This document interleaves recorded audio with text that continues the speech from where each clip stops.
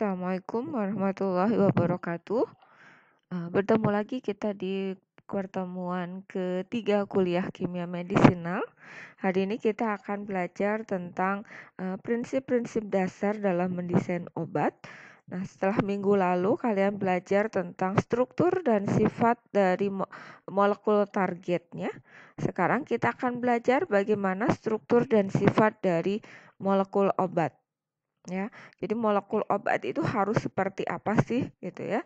Harus seperti apa? Harus mempunyai sifat sebang bagaimana? Kemudian strukturnya harus seperti apa gitu ya? Kita akan coba bahas di pertemuan ini. Oke, kita langsung mulai saja.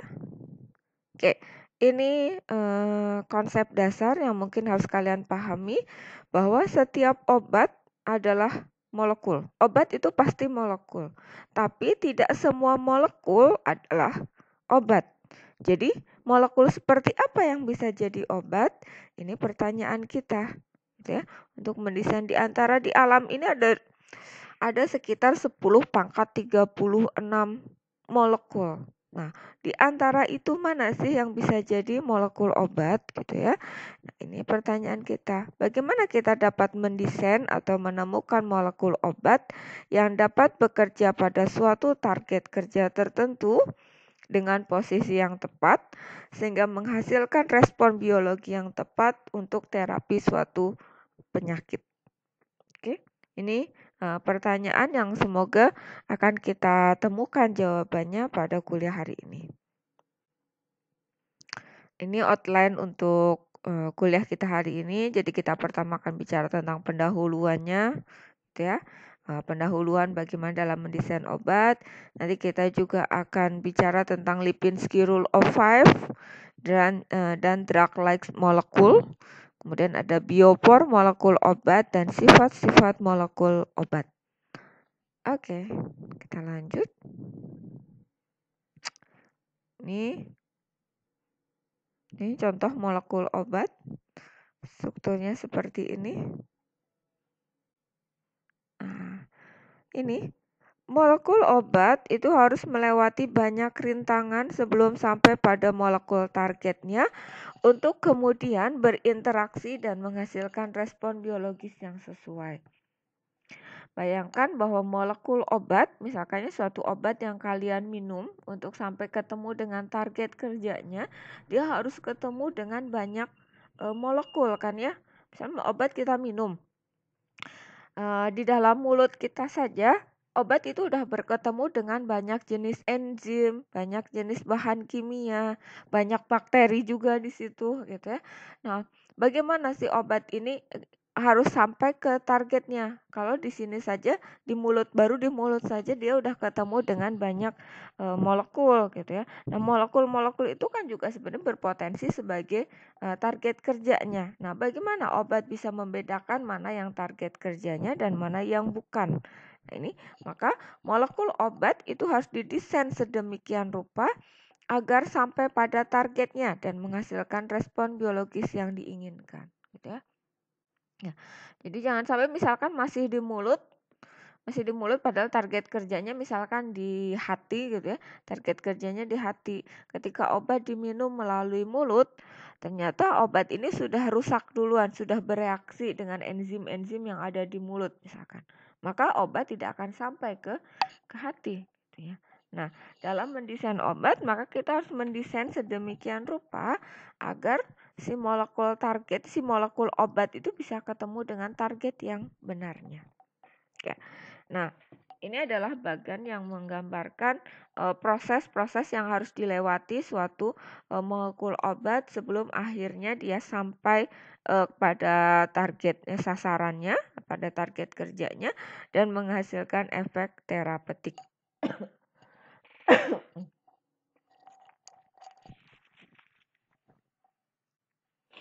Oke.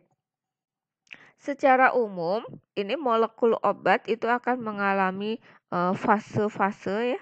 Ya namanya fase farmasetik. Pertama ada proses fase farmasetik. Kemudian ada fase farmakokinetik. Kemudian ada fase farmakodinamik dan fase terapeutik. Ya, secara umum molekul obat mengalami 4 tahapan ini, 4 fase ini atau 4 proses ini, ya. Nah, ini perhatikan untuk proses farmasetik, mungkin tidak semua prosesnya akan lengkap gitu ya. Nah, proses farmasetik itu bicara tentang sejak kapan obat itu diberikan. Sejak obat diberikan, kemudian dia mengalami penghancuran bentuk gitu dari bentuk sediaannya, pelepasan dari bentuk sediaannya, kemudian menjadi larutan, kemudian siap untuk diabsorpsi. Itu namanya fase farmasetik. Misalkan kalau obat diberikan dalam bentuk padat, berarti bentuk padat itu apa? Contohnya adalah tablet atau kapsul gitu ya, melalui mulut. Nah, ini berarti sudah mulai masuk farmasetik ya. Ketika obat diberikan, itu berarti mulai dia masuk proses farmasetik. Karena bentuknya padat, maka dia mengalami yang namanya disintegrasi atau penghancuran ya kan. Obat itu dari yang tablet harus dipecah dulu. Ya, karena dalam satu tablet itu bukan semuanya isinya obatnya gitu ya. Harus dipecah, namanya proses pemecahannya ini disintegrasi. Ketika sudah pecah, pecahnya di mana? Bisa di lambung, bisa di usus, atau bisa juga mungkin kan ada tablet juga yang dikunyah ya. Jadi dia udah dihancurkan dari sejak di mulut gitu. Kemudian obat berarti akan dalam bentuk larutan gitu ya, atau disolusin, kemudian mengalami disolusi jadi pelarutan molekul obatnya. Maka dihasilkanlah obat dalam bentuk larutan. Nah, obat dalam bentuk larutan, larutan apa ya? Larutan di dalam saluran cerna kita. Kalau ini kebetulan kita ngomonginnya obat yang diberikan melalui mulut atau peroral gitu ya. Kalau obat akan dalam bentuk larutan. Kemudian bagaimana kalau obatnya itu ternyata tidak diberikan melalui mulut? Ya, misalkan supo kan diberikan melalui rektal gitu ya. Nah, dia pada dasarnya sama, dia akan mengalami proses penghancuran, kemudian akan mengalami disolusi dan akhirnya diabsorpsi. Gitu ya. Nah, setelah dia dalam bentuk larutan, maka obat kemudian diabsorpsi. Diabsorpsi. Nah, obat yang melalui mulut ini akan diabsorpsi masuk melalui dinding sel, kemudian akan mengalami first pass atau lintas pertama ke hati, ekskresi lintas pertama ke hati gitu ya. Nah, sebagian akan mengalami lintas pertama di hati tapi tidak semuanya. Seperti itu. Nah, sebagian obat yang sudah diabsorpsi itu akan melalui lintas pertama, metabolisme lintas pertama di hati. Sebagian juga akan langsung beredar, gitu ya, akan langsung beredar, akan didistribusikan ke sel-sel, ya. Kalau didistribusikan ke sel-sel, maka sel itu maka obat akan masuk menembus ke dinding sel. Nah, sebagian obat juga yang didistribusikan itu akan berada dalam bentuk terikat dengan yang namanya protein plasma ya. Kan di dalam darah yang namanya beredar atau didistribusikan itu kan berarti bergerak melalui peredaran darah gitu ya. Nah, di peredaran darah itu ada juga yang namanya adalah protein plasma. Nah, protein plasma, maka obat ini akan berikatan dengan protein plasma tersebut. Nah, obat yang bisa sampai ke target kerjanya itu adalah obat yang bebas, artinya tidak berikatan dengan protein plasma. Ya. Yang berikatan dengan protein plasma ya berikatan, kemudian yang bebasnya ini akan diteruskan. Yang tidak berikatannya akan diteruskan masuk ke jaringan atau berhubungan dengan sel, kemudian mencapai ke situs kerjanya. Ya, harapannya sebagian sampai ke situs kerjanya, gitu ya. Maka kalian bisa di sini berarti bisa membayangkan kalau kalian minum paracetamol 500 mg, gitu ya. Maka jangan berharap bahwa semua 500 mg itu akan bekerja, tidak. Yang bekerja hanya sebagian saja. gitu ya. Karena sebagian sudah ada yang mengalami lintas pertama gitu ya. Ada yang berikatan dengan protein plasma. Nah, hanya sebagian yang akan sampai ke target kerjanya, kemudian berinteraksi dengan target kerjanya. Ini sebagian saja. Ya, nih.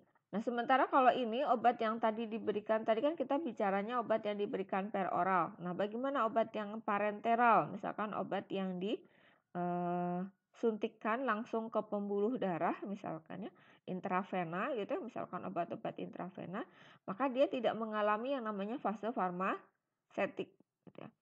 Dia akan langsung masuk ke sesi distribusi. Tidak ada absorpsi gitu ya.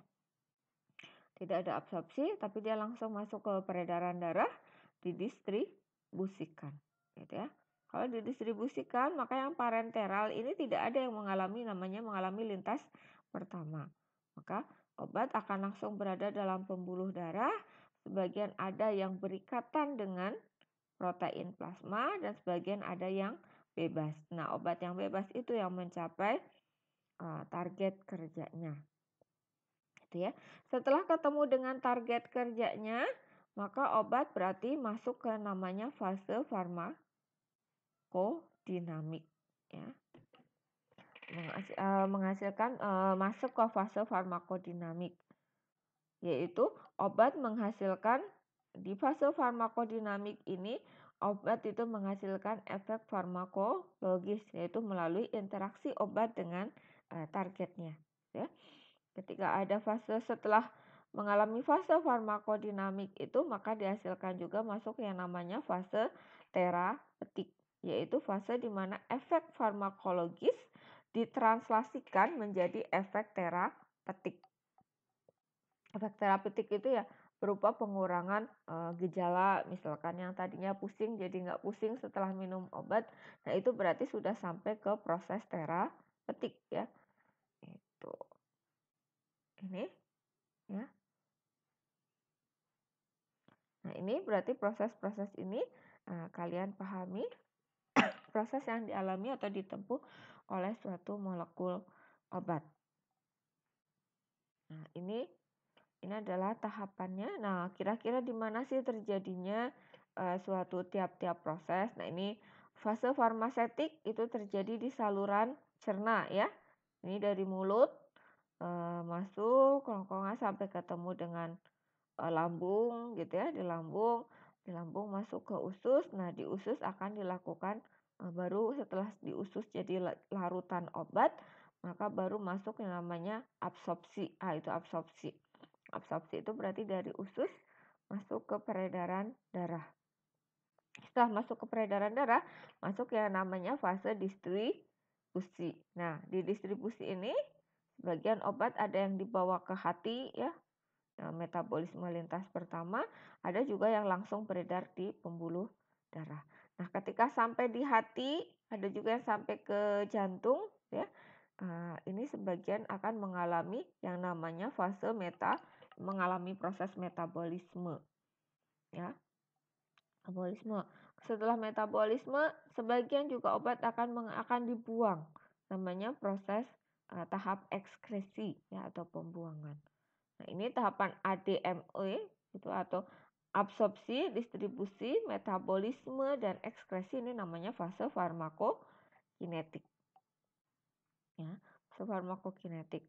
Kemudian sebagian obat juga akan mengalami fase farmakodinamik. Di sini ditulisnya di apa?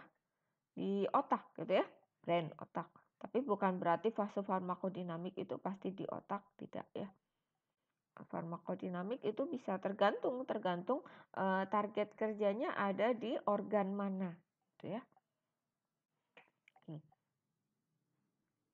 Nah, ini penjabaran yang tadi ya. Jadi fase yang harus dilalui oleh molekul obat itu ada fase farmasetik atau biofarmasi. Jadi sudah saya jelaskan. Farmasetik adalah fase sejak obat diberikan hingga siap diabsorpsi. Kalau fase berikutnya yang kedua adalah farmakokinetik, berarti fase di mana fase farmakokinetik itu disebut juga fase kerja tubuh terhadap obat Jadi obat diapain sih sama tubuh? Oh, ternyata bisa diabsorpsi, didistribusikan, dimetabolisme atau diekskresikan. Yaitu fase farmakokinetik. Berikutnya yang ketiga adalah fase farmakodinamik. Nah, fase farmakodinamik, molekul obat yang mencapai lingkungan mikro, lingkungan kecil dari target kerjanya akan berinteraksi dengan molekul target. Ya, akan berinteraksi dengan molekul target. Interaksi itu apa sih gitu ya? Interaksi itu mudahnya adalah berikatan. Ya, jadi si molekul obat berikatan dengan targetnya ya. Obat ketemu dengan target, mereka berikatan. Ikatannya seperti apa antara obat dengan target? Nah, kita bahas di slide berikutnya. Ini namanya molekul obat berikatan dengan target melalui namanya ikatan intermolekuler. Ya, nanti kita bahas di slide berikutnya. Nah, setelah fase farmakodinamik, obat ini menghasilkan efek yang namanya efek terapeutik. Nah, itu berarti masuk ke fase terapeutik. Pada fase terapeutik ini, ikatan antara obat dan target dapat menghasilkan efek terapi yang diinginkan. Itu namanya fase terapeutik.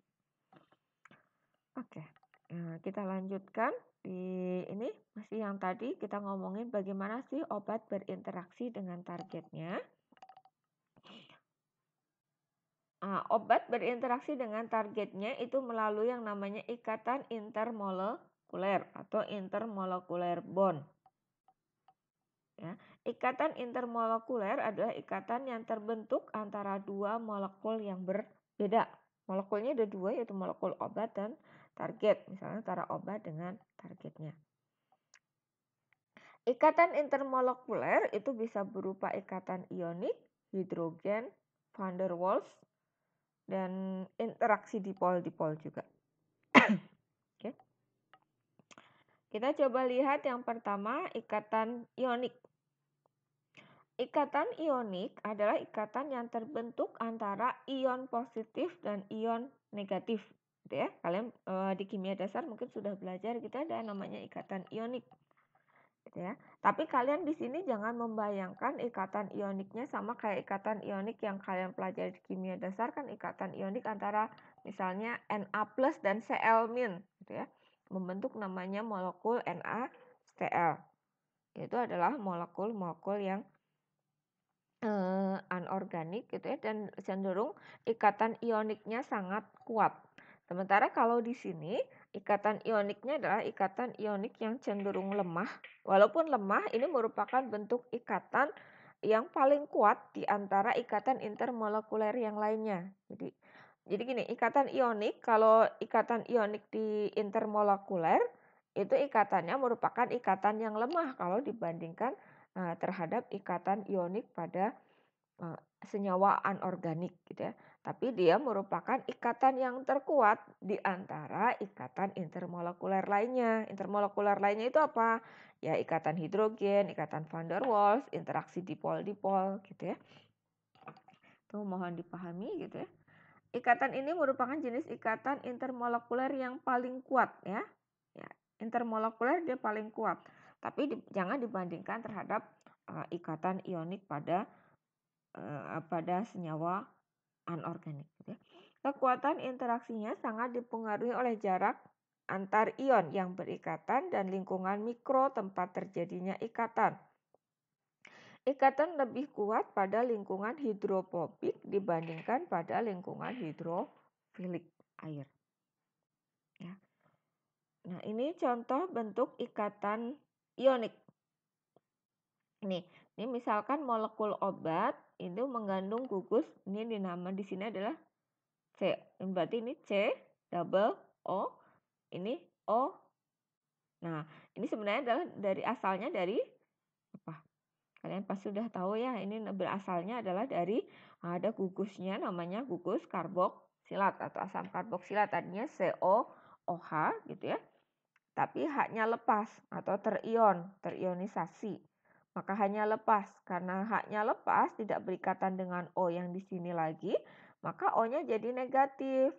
Maka jadilah COO-. min. Maka ini berarti jadi ion negatif. Nah, ini jadi ion negatif seperti ini. Nah, ketika misalkan di dalam suatu targetnya, di wilayah kerja target obatnya, itu ternyata di target kerjanya ada juga ion. Nah, ion yang paling mungkin ada di target adalah ini dari NH. Tadinya dari gugus NH2. NH2 yang ketemu dengan ion H+, maka mereka akan saling berikatan, itu membentuk NH3+, gitu ya. Nah, jika COO- ini yang ion negatif dan NH3+ yang ion positif ini berdekatan gitu ya, berdekatan pada jarak tertentu, maka mereka akan mungkin saling berikatan ya. Jadi kata si obatnya, saya kekurangan, kalau min kan berarti saya kelebihan elektron gitu ya. Ini si minnya kelebihan elektron, sementara hanya kekurangan elektron, yang ini ya NH-nya. Nah, mereka pun akan membentuk perjanjian gitu ya, atau membentuk ikatan melalui ikatan ionik. Tapi ingat, ikatan ionik ini semakin dekat jaraknya gitu ya. Seperti kalian ikatan antar teman juga seperti itu ya, semakin kalian dekat maka ikatannya semakin kuat. Ya. Kalau jaraknya jauh, kemungkinan ikatannya juga semakin lemah. Oke. Ya. Ini yang sebelahnya ini sebenarnya hanya kebalikan saja. Jadi misalkan NH3+-nya ada di obat, kemudian COO-nya ada di targetnya. Ini bisa terjadi seperti ini ya. Jadi jangan selalu membayangkan bahwa obat pasti COO-nya, kemudian targetnya pasti NH3+-nya. Tidak selalu. Tapi ikatan ionik di molekul obat itu hanya yang mungkin terjadi, yang paling sering terjadi hanya antara COO- dan NH3+. Ya. Ini contoh ikatan ionik. Berikutnya ada yang namanya ikatan hidrogen. Ikatan hidrogen itu terbentuk antara heteroatom. Heteroatom itu jadi senyawa organik itu mengandung atom lain selain C dan H gitu ya. Kalau yang umum kan senyawa organiknya itu hanya C dan H, itu berarti nggak heteroatom. Nah, kalau heteroatom itu C dan H kemasukan O atau N atau S atau P gitu ya. Yang kaya elektron, ingat O, N, S, P itu disebutnya adalah atom-atom yang elektronegatif. Nah, kalau elektronegatif berarti dia kaya elektron ya. Kaya elektron yang berperan sebagai hidrogen bond akseptor. Ya, jadi atom-atom yang heteroatom yang kaya elektron itu disebut dalam pembentukan ikatan hidrogen disebutnya HBA atau hidrogen bond akseptor, dengan atom hidrogen ya, dengan atom hidrogen yang miskin elektron yang berperan sebagai hidrogen bond donor. Gugus fungsi yang berpotensi berperan baik sebagai HBD maupun HBA disebut sebagai memiliki karakteristik hidrogen bond flip-flop. Ikatan hidrogen pada dasarnya adalah ikatan ionik lemah. Nah, ikatan ionik lemah. Ini contoh ikatan hidrogen seperti ini ya. Ada HBA, ini ROR. Itu berarti gugus apa? Gugus apa ya? ROR, berarti ether gitu ya. Ada gugus ether, di sini O. O itu kayak elektron. Di sini elektron itu akan ngumpul di O. Dia kenapa O kayak elektron? Ya, dia disukai oleh elektron gitu ya. Nah, O. Sementara H ini satunya ketemu dengan yang RXH. X itu biasanya adalah halogen. X itu ya sebenarnya bisa yang lain gitu ya. Bisa heteroatom yang lain, bisa O, N, S, P, dan lain sebagainya. Berarti ini misalkan R, O, H gitu ya. Ketika R, O, H misal di sini, kan elektronnya lebih suka ke O. Ya, lebih suka di O. Ngumpul di O-nya atau di X-nya. Maka H-nya akan miskin elektron. Haknya akan hanya mengandung sedikit elektron. Maka ini haknya jadi miskin elektron. Nah, ketika dalam suatu lingkungan si H yang miskin elektron ketemu dengan O yang kaya elektron saling berdekatan, nah mereka akan membentuk yang namanya ikatan hidrogen. Itu ya. Ini contohnya. Ini contoh yang lainnya juga HBA-nya berarti N ya. HBA bisa O, bisa N gitu ya. Nah, ini kayak elektron, H-nya ini ketemu misalkan di sini ada N juga, misalkan di sini ada N gitu ya. N kan berarti kayak elektron, elektronnya ke sini, H-nya akan jadi miskin elektron. Maka mereka bisa membentuk ikatan hidrogen. Oke. Nah, ini ada relative strength of hydrogen bond acceptor, atau ini adalah contoh-contoh kelompok dari akseptor ikatan hidrogen. Nah, yang kelompok yang kuat. Misal gini. Kenapa ini strong HBA atau HBA yang kuat? Nah, HBA yang mana? HBA itu berarti adalah yang heteroatomnya ya. Jadi kalian ngelihatnya dari sisi heteroatomnya, O-nya. Ini kenapa kok dikatakan kuat? Ya, ini karena pasti hubungannya sama tadi. O itu sangat disukai oleh elektron. C itu kurang disukai sama elektron. Maka O akan ngumpul di elektron akan ngumpul di O gitu ya. Maka O itu menjadi menjadi HBA yang kuat. Begitupun ini P gitu ya. P juga kurang disukai oleh elektron. Nah, O maka dia akan kaya elektron. Elektronnya akan ngumpul di sini. Ini ya. Ini contoh-contoh dari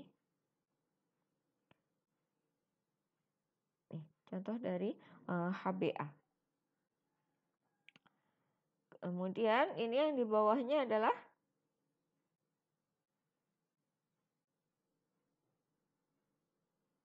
ini sebenarnya masih sama ya, ngomongin tentang HBA atau hydrogen bond acceptor. Itu. Nah.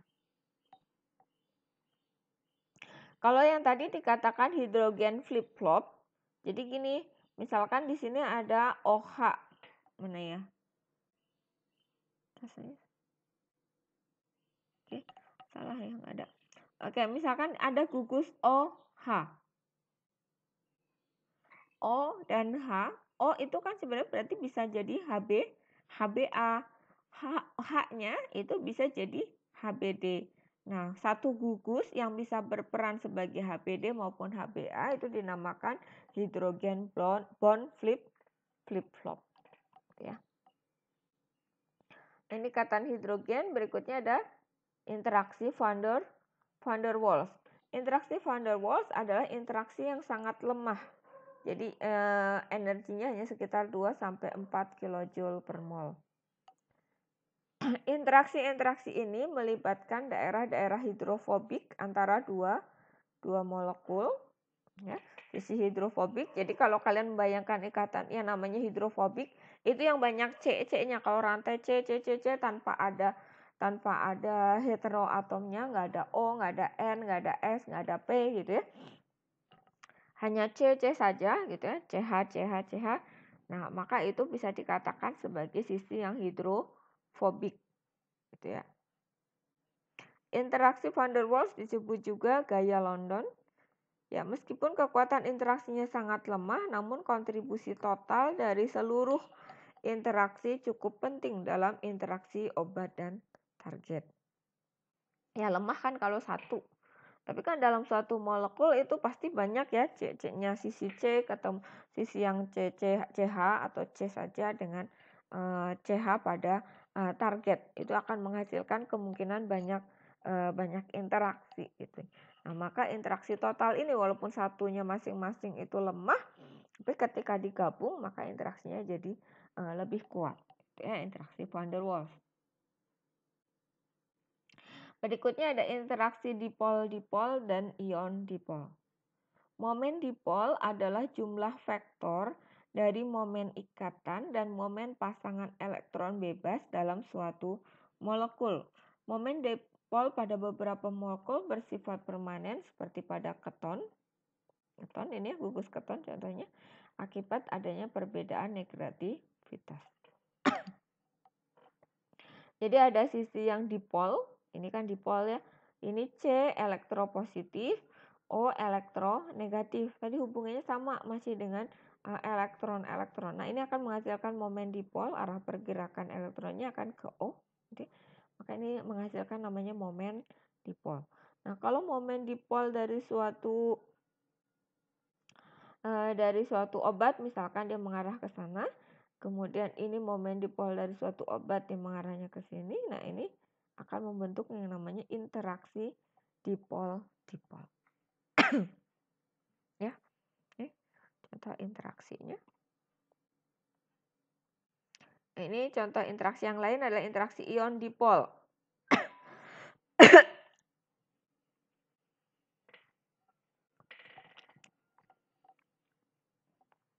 Kalau ion dipol itu artinya ion itu sebenarnya juga sama tadi ya, terbentuk karena ada momen dipol gitu ya. Tapi ini benar-benar dia melepas sampai ikatannya itu lepas, jadi dia membentuk ion. Kalau di sini kan dia ikatan tidak lepas ya antara C dan O, tapi hanya ada perbedaan saja gitu ya. Gitu. Ada perbedaan elektronnya itu akan ngumpul di O gitu ya. Ada ini momen dipol, ada arah momen dipolnya gitu ya. Tidak sampai putus gitu ikatannya. Nah, ketika seperti ini ada ion ketemu dengan momen dipol, maka juga akan membentuk yang namanya interaksi ion dan dipol. Gitu ya. Berikutnya ini juga sama, ada interaksi ion dan dipol. Nah, ini kalian perhatikan ketika ini di target misalnya ketemu ionnya adalah COO-, maka yang berinteraksi adalah yang C-nya gitu ya. Yang akan ada interaksinya dengan C-nya. Kenapa? Karena C-nya elektropositif gitu ya. O itu COO- kan negatif. Dia nggak mau berinteraksinya dengan O juga yang sama-sama negatif. Ya. Nah, sementara kalau di sini misalkan ketemunya dengan NH3+, yang dia plus, maka dia interaksinya dengan O-nya yang negatif gitu ya. Oke.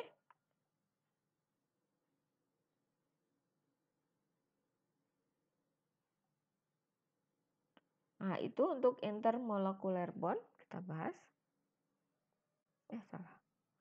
Nah, berikutnya setelah kita bahas interaksi tentang intermolekuler bond, misalkan tadi kalian sudah tahu, jadi obat dengan target itu akan berinteraksi melalui ikatan-ikatan di atas gitu ya. Dari ikatan-ikatan yang tadi saya sudah jelaskan. Nah, berikutnya kita mulai bagaimana sih untuk molekul obat itu. Kalau kita mau mendesain molekul obat seperti apa? Ini prinsipnya gini. Kalau ada obat, nah obat itu harus dirancang sedemikian rupa supaya dia bisa bertemu dengan targetnya. Kemudian ketika sudah ketemu dengan targetnya, mereka bisa berinteraksi dengan cocok, gitu ya. Bentuk interaksinya cocok. Nah, interaksi di sini misalnya bentuknya berarti obatnya harus dibentuk seperti ini. Kalau targetnya ini kan hanya untuk memudahkan penggambaran, supaya masuk ke sini. Nah, ini jadi di target kerja obat kan biasanya ada rongga-rongga gitu ya, tempat terjadinya ikatan. Nah, ikatan di sini berarti di sini itu di daerah ini. Nah, obat itu berarti berikatan dengan targetnya. Nah, targetnya. Nah, ikatannya melalui ikatan apa ya? Mungkin di sini di ujung sini ada ikatan van der Waals-nya atau interaksi van der Waals-nya. Kemudian di daerah atas ini bisa ada ikatan hidrogennya. Terus di sini misalkan ada van der Waals lagi misalkan. Terus di sebelahnya sini ada ionik. Nah, itu membentuk ikatan di sini melalui melalui interaksi intermolekuler tadi yang kita bahas. Nah, ikatannya di sini gitu ya. Nah, berarti obat itu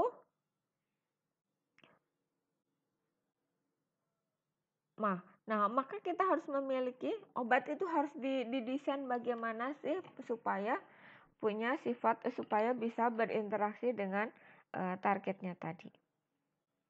Nah, kita dalam konteks mau mendesain molekul obat, maka di antara banyak senyawa kita harus menentukan di antara banyak molekul ya, kan ini drug as molekul. Every molecule is not drug gitu ya. Setiap obat adalah molekul, tapi tidak setiap molekul adalah obat. Maka kita harus menemukan mana sih yang termasuk ini, drugs-like molecule atau DLM. DLM itu apa? Jadi drugs-like molecule itu adalah molekul-molekul yang menyerupai obat. Ya, di alam itu banyak sekali molekul. Nah, yang mana sih yang kira-kira bisa jadi obat atau drugs-like molecule itu? Nah, disebutkan di sini sifat-sifat dari drugs-like molecule. Drugs-like molecule, suatu molekul yang menyerupai obat, itu pertama sifatnya bobot molekulnya rendah. Rendah itu berapa sih? Ya nanti kita bahas gitu ya. Pokoknya di sini kriteria awalnya adalah bobot molekulnya rendah. Kemudian yang kedua, sifat yang kedua dari drug-like molecule itu tidak boleh terlalu lipofilik. Ya, tidak boleh terlalu lipofilik. Kalian tahu ya, ingat ya, masih ada istilahnya sifat lipofil, hidrofil itu apa gitu ya. Pertama, tidak boleh terlalu lipofilik, tapi juga tidak boleh terlalu hidrofilik. Yes. Tuh, dua. Bobot molekulnya rendah, tidak terlalu lipofilik, tapi juga tidak terlalu hidrofilik. Gitu ya.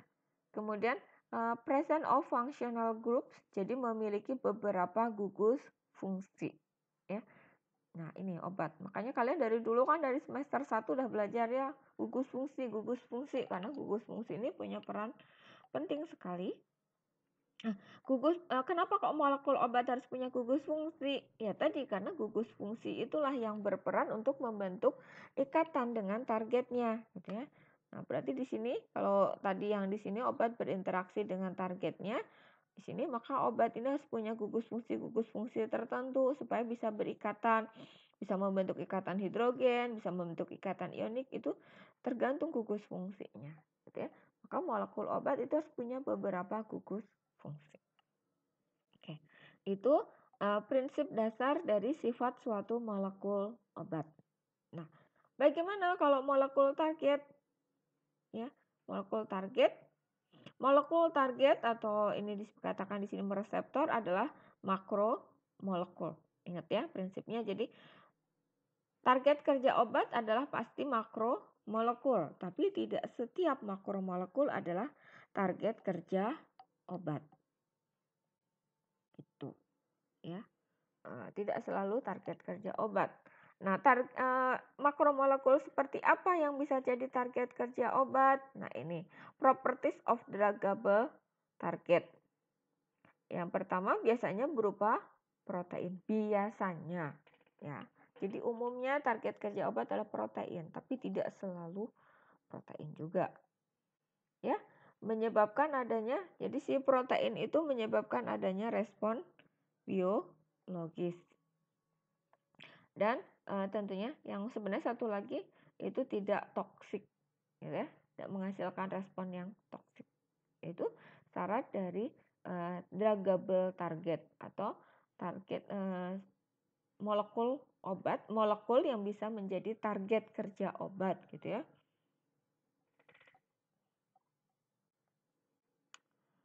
Nah, hubungannya dengan tadi sifat-sifat yang harus dimiliki oleh drug-like molecule. Tadi kan drug-like molecule disebutkan harus molekulnya kecil, tidak terlalu lipofilik, tidak terlalu hidrofilik gitu ya.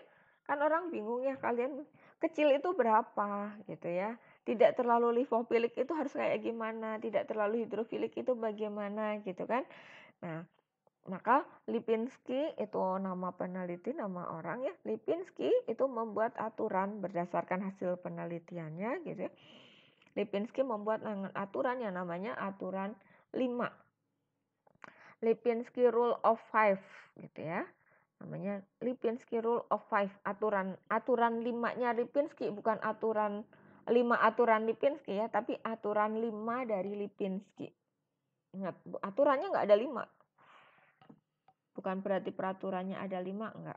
Nah, menurut Lipinski, DLM itu drug-like molecule harus memiliki kriteria ini. Yang pertama, BM kurang dari 500 tadi disebutkan. Oh, harus molekul kecil. Nah, berarti yang disebut molekul kecil adalah BM-nya atau bobot molekulnya kurang dari 500. Kemudian yang kedua, tidak memiliki log P kurang dari 5. Ini tuh untuk menjawab, memberikan kriteria tadi, tidak terlalu lipofilik dan tidak terlalu hidrofilik. Itu. Nah, kemudian yang ketiga kan memiliki beberapa gugus fungsi. Nah, gugus fungsi ini disebutkan dengan ini peraturan ketiga dan keempatnya, yaitu menyebutkan HBD-nya harus kurang dari 5, HBA-nya kurang dari 10. Ya, tuh. Itu aturan Lipinski. Aturan Lipinski itu disebutnya rule of five, gitu ya. Ini aturan Lipinski. Jadi menurut Lipinski, suatu molekul itu akan memiliki kriteria seperti molekul obat. Kalau ini BM-nya kurang dari 500, log P-nya kurang dari 5, HBD-nya kurang dari 5, dan HBA-nya kurang dari 10. Oke. Itu tentang Lipinski rule of five.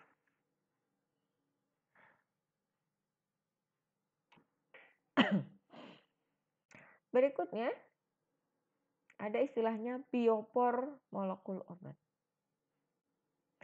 Setiap molekul obat itu terdiri dari gugus-gugus fungsi yang berperan dalam menentukan geometri molekul yang memungkinkan molekul obat tersebut berinteraksi dengan targetnya pada fase farmakodinamik. Ya, jadi orang itu menganggap molekul obat itu satu kesatuan dari bagian-bagian tertentu. Satu struktur molekul obat itu ada bagian-bagiannya. Nah, bagian-bagian dalam molekul obat itu disebut ada yang pertama ada namanya farmakopor, kemudian ada toksikopor dan ada metabopor. Apa sih farmakopor, toksikopor, metabopor itu? Ya, jadi si farmakopor, toksikopor, metabopor itu satu kesatuan disebutnya sebagai biopor. Nah, farmakopor itu apa? Farmakopor itu adalah susunan 3 dimensi atom-atom. Gampangnya sebenarnya gugus fungsi gitu ya, bisa juga disebut gugus fungsi. Susunan 3 dimensi atom-atom. Oh ya, tidak selalu gugus fungsi karena bisa berupa rangkanya juga gitu ya. Susunan 3 dimensi atom-atom dalam molekul obat yang memungkinkan terjadinya interaksi spesifik dengan target yang diinginkan. Suatu molekul dapat berinteraksi dengan lebih dari satu target kerja karena dapat memiliki pola farmakopor yang lebih dari satu pula. Ya. Jadi jangan dikira bahwa obat itu pasti ketemunya hanya dengan satu target, tidak ya. Dia berpotensi ketemu dengan banyak target dan maka dia juga berpotensi bekerja di beberapa target atau banyak target tersebut. Ini farmakopor itu yang menentukan interaksi spesifik dengan target kerja yang diinginkan atau yang menghasilkan sehingga menghasilkan respon farmakologis, itu namanya farmakopor. Berikutnya ada toksikopor. Nah, ini kurang ya ini nulisnya ya. Toksikopor adalah susunan 3 dimensi atom dalam molekul obat yang bertanggung jawab pada terjadinya interaksi yang tidak diinginkan yang menyebabkan efek toksik. Ya. Kalau tadi farmakopor itu yang diinginkan yang menghasilkan efek farmakologis. Kalau ini toksikopor yang menghasilkan efek toksik. Obat yang memiliki toksisitas ganda memungkinkan memiliki pula toksikopor yang lebih dari satu. Gitu ya. Nah, itu berikutnya ada metabopor. Metabopor sama susunan 3 dimensi atom-atom dalam molekul obat yang bertanggung jawab pada terjadinya metabolisme molekul obat. Ya, jadi obat itu pada dasarnya harus bisa dimetabolisme. Jadi berarti harus mengandung yang namanya metabopor. Tapi obat juga sebaiknya tidak terlalu mudah dimetabolisme. Jangan sampai obat itu sangat mudah dimetabolisme, belum sempat kerja, belum sempat berinteraksi dengan target, langsung dimetabolisme, kan nggak akan menghasilkan efek gitu ya. Gitu. Tapi kalau obat tidak bisa dimetabolisme, berarti tidak mengandung metabopor, maka obatnya akan mengendap di dalam tubuh, nggak bisa dikeluarkan gitu ya. Karena tujuan metabolisme itu kan untuk mengubah bahan supaya lebih mudah dikeluarkan dari tubuh gitu ya. Ketika dia tidak punya metabopor, berarti dia akan kemungkinan tidak bisa dimetabolisme. Kalau tidak bisa dimetabolisme, tidak bisa diekskresikan. Kalau tidak bisa diekskresikan, numpuk di dalam jaringan tubuh, maka dia akan berakibat toksik. Itu ya. Itu metabopor molekul obat. Nah, ini hubungannya dengan metabopor dan toksikopor. Ini misalnya molekul obat. Jadi molekul obat itu pada dasarnya berupa bagian-bagian gitu ya.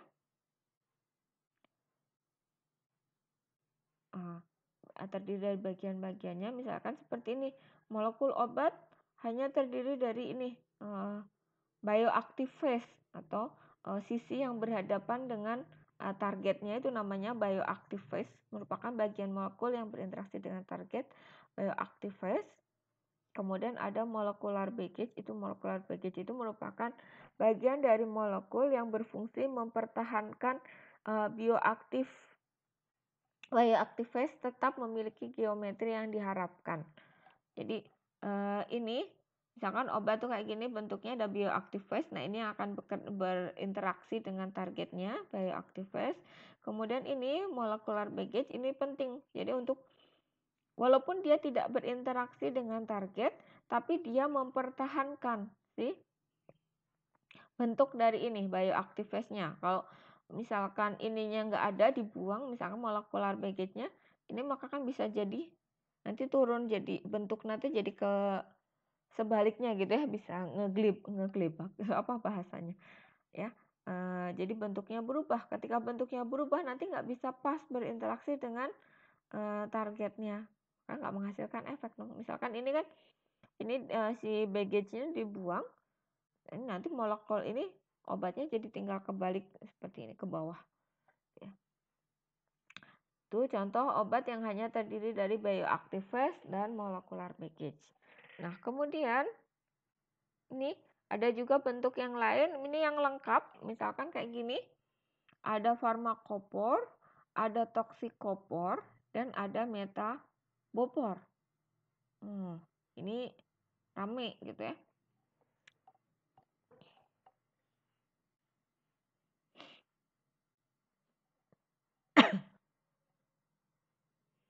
Nah, ketika seperti ini, ini obat punya efek, dia bisa berefek, bisa punya bioactive phase gitu ya, punya sisi farmakopor, tapi ada toksikopornya juga. Nah, ketika ada toksikopornya, ada metabopornya. Nah, ini si toksikopornya ini kan susah dihilangkan. Kalau misalkan kita hilangkan saja, maka ini akan merubah bentuk dari farmakopornya. Nanti interaksinya juga akan berubah. Ya. Nah, gimana cara menghilangkannya? Nah, untuk menghilangkannya tidak bisa langsung dihilangkan si toksikopor ini. Tapi bisa diakali si toksikopornya supaya tidak terlalu toksik, yaitu dengan namanya mengganti dengan yang namanya bioisosteriknya. Bioisosternya gitu. Bioisoster itu adalah gugus yang ekuivalen secara biologis. Maksudnya gimana? Yang namanya bioisoster itu artinya sama. Di sini sebenarnya dia punya efek biologis yang sama gitu ya. Tapi ada sifat-sifat lainnya yang berbeda gitu. Nah, kalau ini misalnya di sini toksikopor, kita rubah dengan ganti dengan isosternya. Nah, isosternya apa? Nanti kita lihat di pertemuan berikutnya. Jika farmakopor, toksikopor, dan metabopor merupakan bagian yang berbeda, maka obat dapat didesain dengan membuang toksikopor. Ya, ini kan susah. Sedangkan jika ketiganya saling tumpang tindih atau overlap, maka obat dapat didesain dengan menggantikan farmakopor dengan bioisosternya. Bioisoster adalah gugus yang ekuivalen secara biologis. Nah, ini contoh bioisoster. Ini bioisoster klasik, monovalen atom atau gugus. Jadi kalau misalkan gini, jadi dalam suatu molekul ada gugus OH, gitu ya. Ada gugus OH itu bersifat dia jadi farmakopor, misalnya dalam kondisi itu ya, dia jadi toksikopor misalkan. Nah, maka kita bisa substitusi si OH-nya, itu kita ganti. Ya udah OH-nya kita ganti coba dengan SH, dengan Br, dengan I. Tapi dipilih mana sih yang memberikan efek toksiknya paling rendah, gitu ya. Contohnya kayak gitu. Nah, ini bioisoster klasik itu ada monovalen atom, kemudian ada bivalen atom atau gugus. Ini contohnya. Dan ada trivalen, ada tetravalen. Silahkan diperhatikan, gitu ya. Bioisoster klasik adalah gugus-gugus fungsi yang memiliki konfigurasi elektron valensi yang sama. Jadi dulu yang namanya bioisoster klasik itu adalah berarti susunan elektron valensinya sama. Nah, ini sementara yang non-klasik. Bioisoster non-klasik ada gugus-gugus fungsi yang konfigurasi elektron valensinya tidak sama, namun tetap menghasilkan efek farmakologis yang sama. Contoh, sebuah tetrazol dapat menggantikan karboksilat karena banyak sistem biologis yang tidak dapat membedakan keduanya meskipun secara struktur sangat berbeda. Ya. Contoh bioisoster non-klasik itu misalkan halogen itu bisa diganti dengan CF3, CN gitu ya. Kemudian ini yang lain misalkan karbonil. Ini karbonil apa namanya ini? Keton gitu ya. Bisa diganti dengan SOO, SOO gitu ya dan seterusnya. Ini contoh bioisoster. Ini juga masih contoh bioisoster ya. Oke. Itu. Nah, itu berarti apa yang harus kita perhatikan dalam mendesain suatu calon molekul obat. Berikutnya kita akan belajar tentang sifat-sifat molekul obat.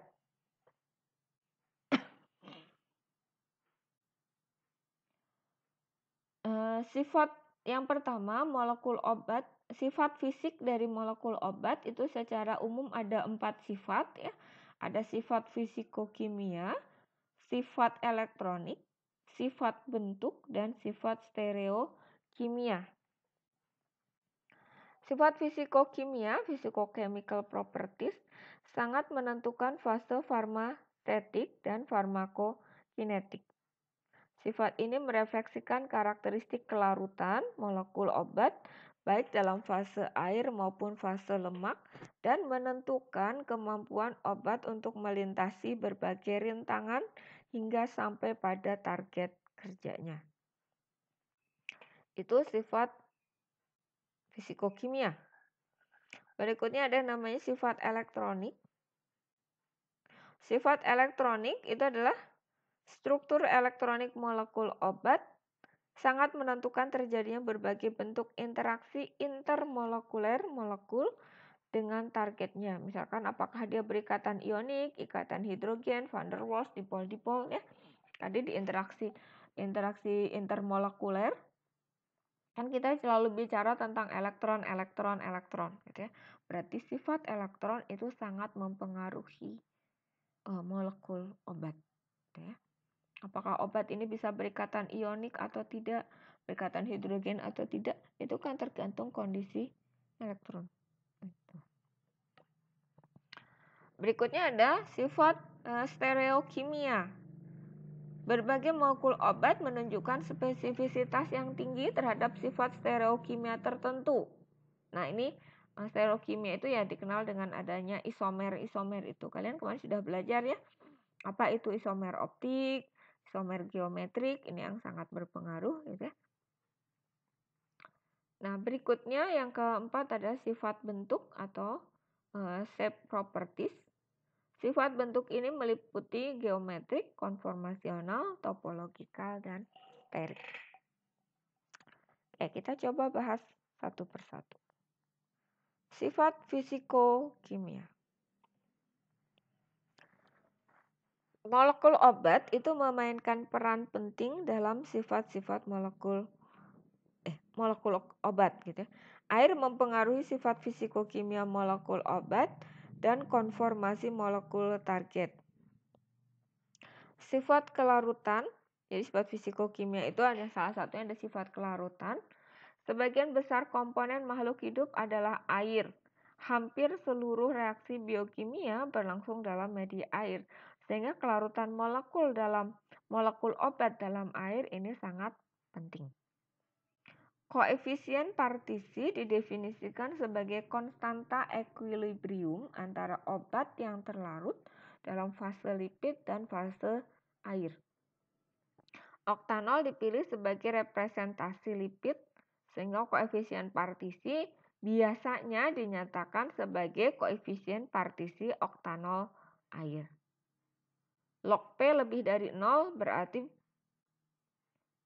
masuk ke fase lipid.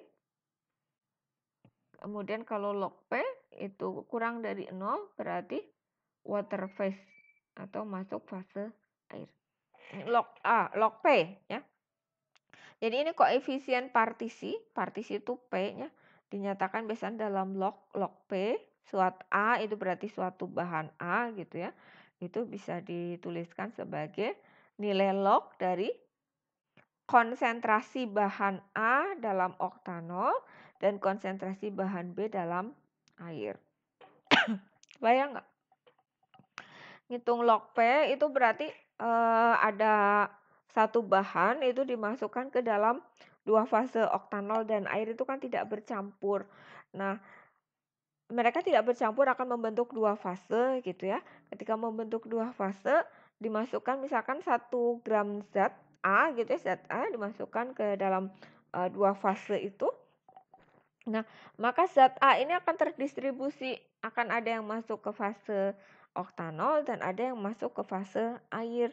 Nah, kemudian dihitung, tetapkan kadarnya. Yang masuk ke fase air berapa, yang masuk ke fase oktanol berapa. Nah, nanti dihitung supaya dapat nilai log A seperti ini. Ya. Itu.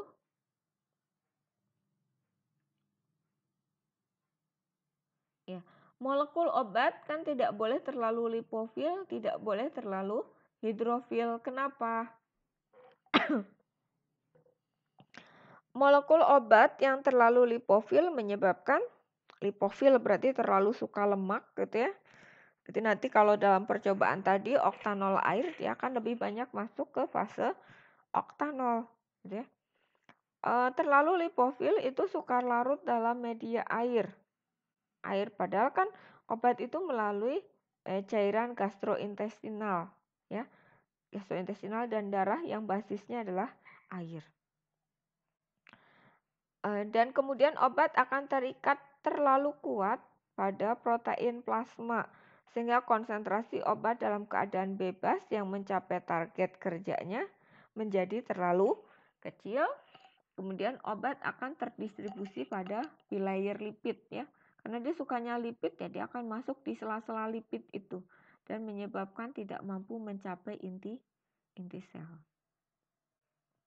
Sementara sebaliknya kalau terlalu hidrofil, maka molekul obat susah diabsorpsi ya, dan tidak mampu menembus membran sel. Oke. Itu bentuk sifat fisiko-kimia.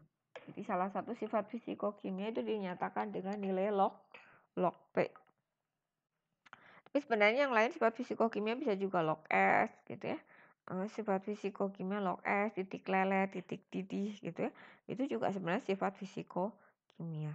Tapi kenapa kok nggak dibahas? Ya, ini dalam kepentingan desain obat itu yang paling kita sifat yang paling harus kita perhatikan gitu ya. Jadi kita membahasnya hanya log P saja. Berikutnya sifat yang kedua adalah sifat bentuk atau shape properties. Ya, dari bentuknya molekul obat itu bisa membentuk yang namanya isomerisme konformasional atau isomer konformasi, bisa membentuk isomer topologi, bisa membentuk menyebabkan sterik atau efek sterik ya, dan geometrik. Ya. Isomerisme konformasional sangat menentukan bentuk dari molekul obat. Isomerisme ini terbentuk karena adanya atom-atom yang dapat berotasi bebas di sekitar ikatan kimia. Molekul yang fleksibel akan berada dalam berbagai bentuk konformasi yang berbeda. Ya, jadi isomer konformasi itu terbentuk karena adanya molekul yang adanya ikatan yang bisa berotasi dengan bebas. Ya, berotasi kan belat-belit gitu ya. Nah, kalau belat-belit berarti kan konformasinya akan macam-macam. Sementara kalau topologikal artinya suatu model yang digunakan untuk menjelaskan bagaimana fungsi gelombang atom-atom sangat halus saling bersesuaian satu sama lain. Kalau geometrik itu susunan 3 dimensi atom-atom yang menyusun suatu molekul.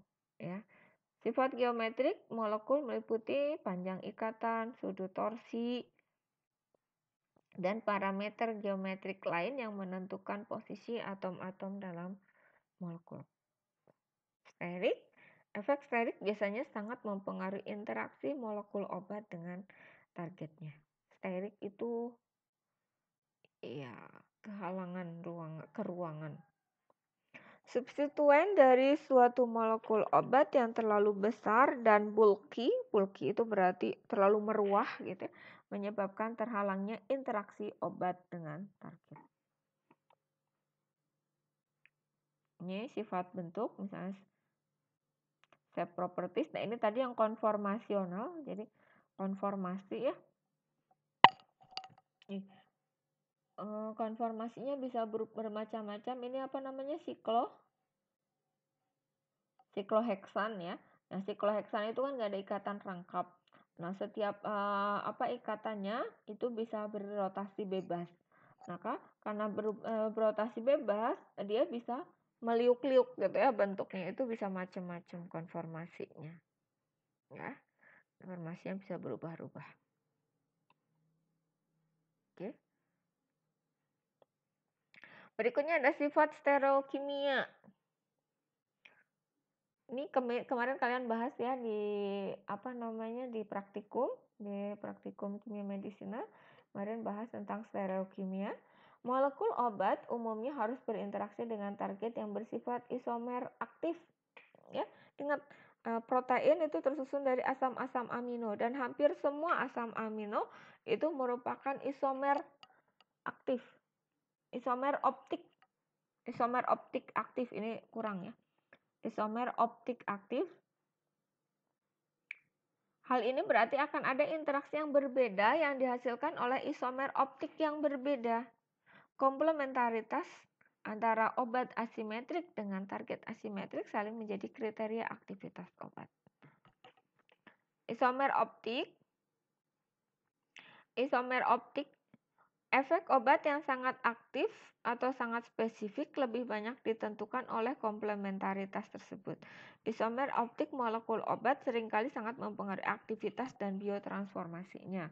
Ya, di stereokimia kita hanya bahas dua isomer ini, ada isomer optik, isomer geometrik. Nah, ini contoh yang punya isomer,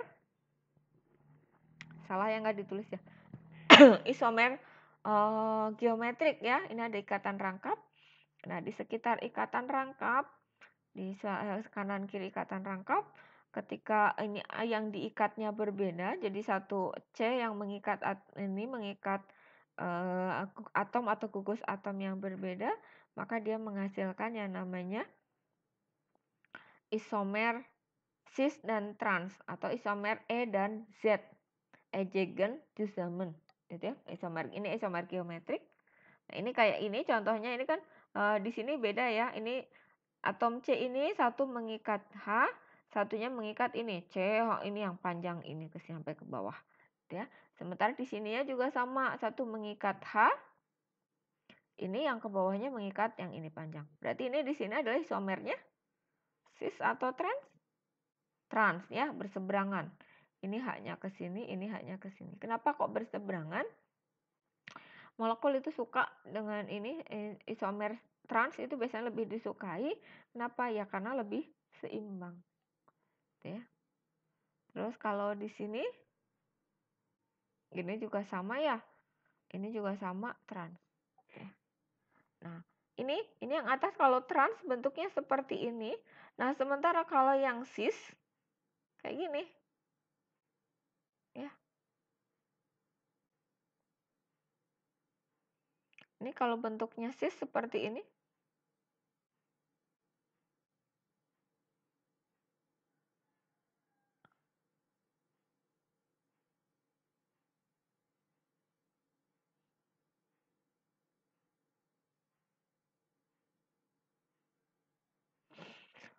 Oke, ini cis dan trans. Nah, kemudian kalau isomer optik, Lehman pada tahun 86 menyatakan stereoselektivitas sebagai etomer, yaitu enantiomer yang memiliki kesesuaian dengan target lebih besar, berarti memiliki afinitas yang lebih besar terhadap target. Nah, sebaliknya disebut distomer. Jadi isomer optik ya, isomer optik itu ada R dan S. Sebenarnya ada yang menyatakan R dan S. Kalian dulu kuliah nggak kimia dasar ada ini nggak ya? Ada R dan S, kemudian ada plus dan min gitu ya. Kemudian ada juga bisa dinyatakan dengan L dan S. Ya. Jadi ada banyak cara untuk menyatakan isomer optik. Ya. Nah, tapi menurut Lehman itu membedakannya menjadi etomer dan distomer. Etomer itu artinya isomer yang kesesuaian dengan targetnya itu lebih besar. Sementara kalau distomer, kesesuaian dengan targetnya itu lebih kecil. Rasio aktivitas antara etomer dan distomer disebut eudismic ratio. Ini eudismic ratio perhitungannya seperti ini, log affinity eutomer dan log affinity distomer. Nah, ini adalah contoh-contoh dari isomer optik ya. Isomer optik. Nah, ini kalau kalian perhatikan, ini levorpanol, dextropan ya, dan dextropan. Ini strukturnya, secara struktur kimianya sebenarnya sama. Kenapa jadi gini? Nah, struktur kimianya sama.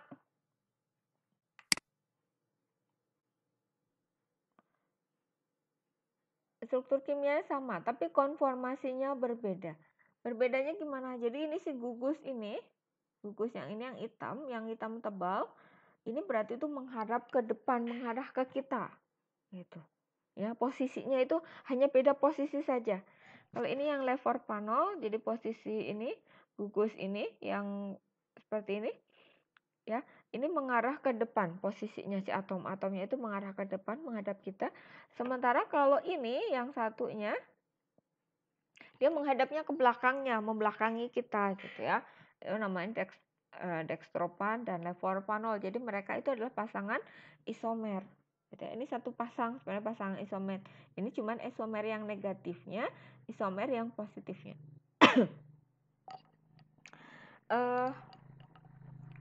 Apa ya? Kalian tahu nggak kenapa ini disebut pasangan positif, pasangan negatif? Ada istilah R dan S, kemudian ada istilah positif negatif. Nah, belajar nggak ya? Nah, kalau ini yang negatif positif, kenapa kok dinyatakannya negatif positif nggak R dan S? Kalau ini tuh berdasarkan pengukuran jadi ketika mereka dipisahkan antara isomer ini satu dengan isomer yang lainnya, ketika diukur cahaya pada rotameter, polarimeter, maaf, dengan menggunakan polarimeter, nah yang ini yang negatif itu berarti memutar cahayanya ke kiri. Sementara yang ini memutar cahayanya ke kanan. Itu bedanya, ya. Itu bedanya kenapa ini dikatakan L dan positif gitu ya. Ini juga sama muskarinnya ada dua. Nah, tuh. Prinsipnya isomer optik. Lain isomer tadi atau stereokimia, sifat yang terakhir adalah sifat elektronik molekul obat. Nah, sifat elektronik molekul obat itu dinyatakan salah satunya dengan korelasi Hammett. Korelasi Hammett merupakan salah satu metode yang untuk menghitung sifat-sifat elektronik molekul. Korelasi ini menghitung secara kuantitatif antara reaktivitas kimia dan substituen pendonor atau pengabsorptor. Kemudian ionisasi molekul, ya ada kita ngitung berapa sih yang terionisasinya gitu ya. Ionisasi adalah sifat elektronik molekul yang krusial.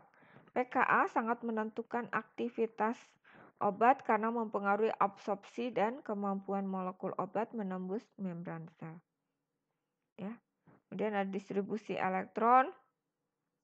Distribusi elektron dalam suatu molekul dapat ditentukan dengan metode eksperimental seperti pengukuran momen dipol, metode NMR, difraksi sinar X, elektron density map. Ya, ini contohnya. HOMO dan LUMO menentukan kapasitas elektron dan LUMO menentukan kapasitas akseptor elektron. Ya, oke. Terima kasih untuk perhatiannya. Kuliah hari ini cukup. Jika ada diskusi, mari kita diskusikan di study. Assalamualaikum warahmatullahi wabarakatuh.